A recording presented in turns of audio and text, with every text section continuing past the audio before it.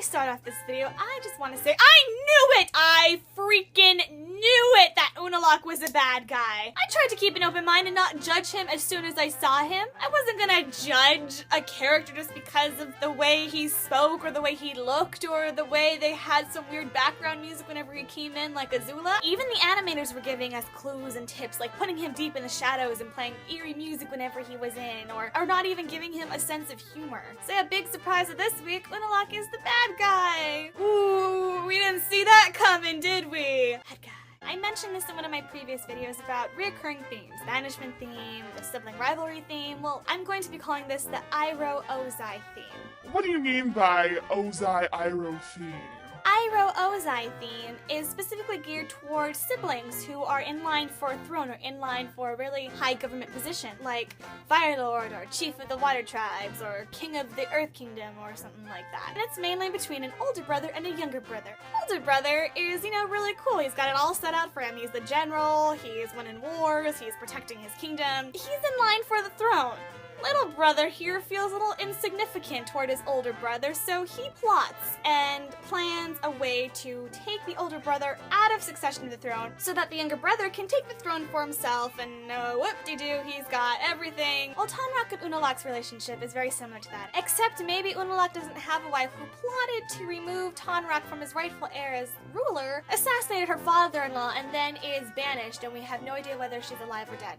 Or maybe he does have a wife that did that. We don't know Unalaq's life before we saw him.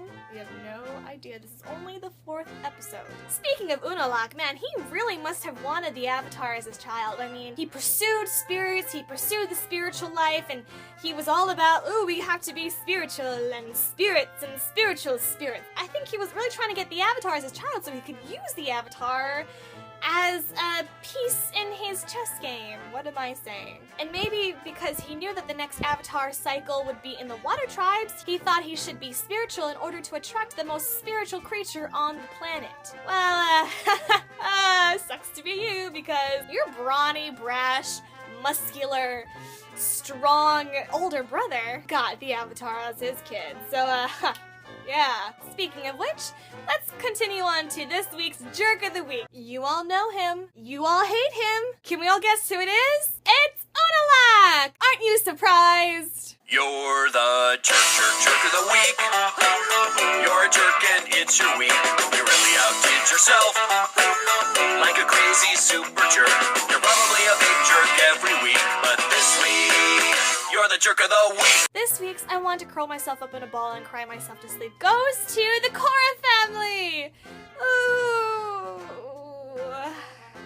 And speaking of Tonraq, I just have a quick question. Has he always been the chief of the Southern Water Tribe? Or did the rebels just name him chief, like right there and then on that boat? I was always wondering, who was the chief of the Southern Water Tribe? After Hakoda died, did Sokka take over? Did Katara take over?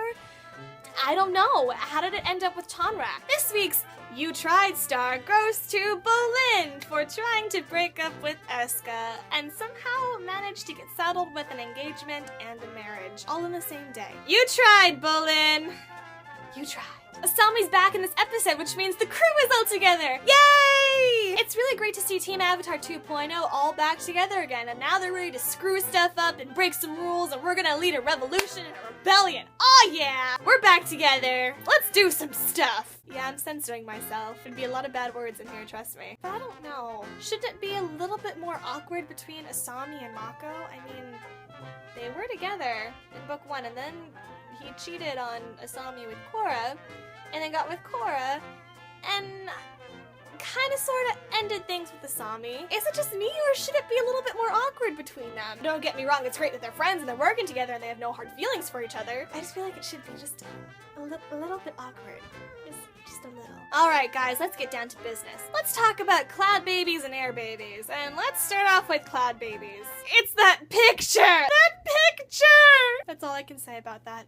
So whatever happened between Jinora, Milo, and Ikki must have been pretty bad to make Ikki run away for bad a day. But that's all water under the bridge when someone wants to play airball. When I was Ikki's age, I was a lot different. See, I held a grudge when I was little. I would plan and plot and seek revenge on people who hurt my feelings. And I felt, if you hurt my feelings, I'm gonna hurt yours too. I'm gonna do something that'll make you feel just as bad as me. Although, It was all in my mind. Nothing really fell through. It was just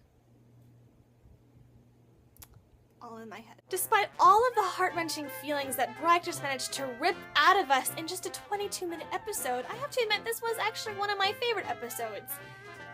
Mainly because of this part. Julie, do the thing. That platypus bear is pooping money!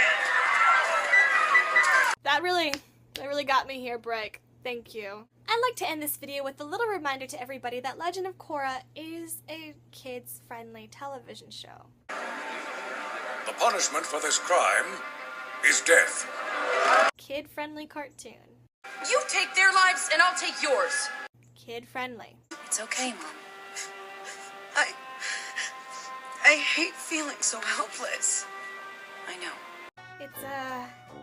It's a family-friendly television show. It's just made for kids in mind. Yep. Yeah, it's a kids-friendly television show. It's a kid-friendly cartoon. Dang it, Bryke! You're making this hard to believe it's a kid-friendly cartoon.